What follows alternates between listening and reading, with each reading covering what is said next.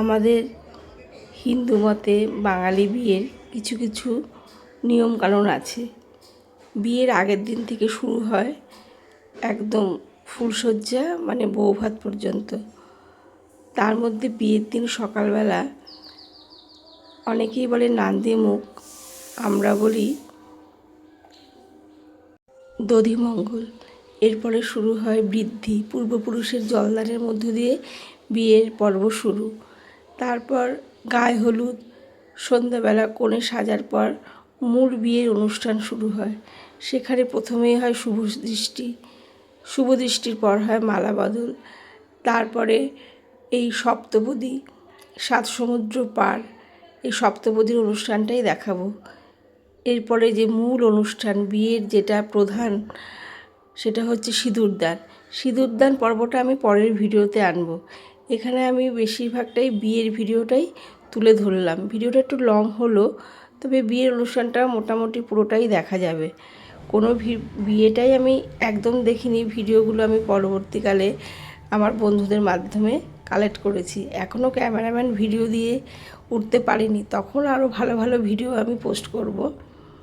এই পার্টটা আমার 21 নম্বর পার্ট হবে। আমি প্রত্যেকটা রিচুয়ালসই আমি পার্ট বাই পার্ট দেওয়ার চেষ্টা করছি, এবং তোমাদের সঙ্গে আমার মেয়ের বিয়েটা শেয়ার করছি ঠিকই, সঙ্গে আমার ফেসবুক অ্যালবামেও আমি আমার মেয়ের বিয়ের ভিডিওগুলো খুব যত্ন করে রেখে দিচ্ছি।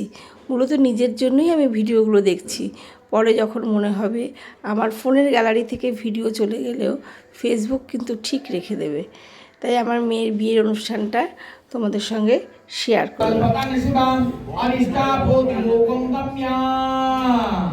এবারে এই বধূর তো আমরা চেঞ্জ করে দিয়েছি, কোনো অসুবিধা কিছু নেই। এবার হোমে আহুতি দেবে, দুজনে বসে একটু আমার মনে হয় একটু সরিয়ে দাও, ওই যে লাস্ট সরিয়ে দাও তো বাবা, সরিয়ে দাও, ওটাকে বাইরে বার করো, পরে গেলে মহান ঝামেলা হয়ে যাবে। কন্যা আরেকটু সরবে,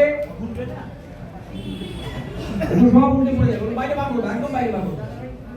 হ্যাঁ, আচ্ছা, টোপরটা কিন্তু কন্টিনিউ করে থাকতে হবে, কারণ টোপরটাই তোমার শিরভূষণ।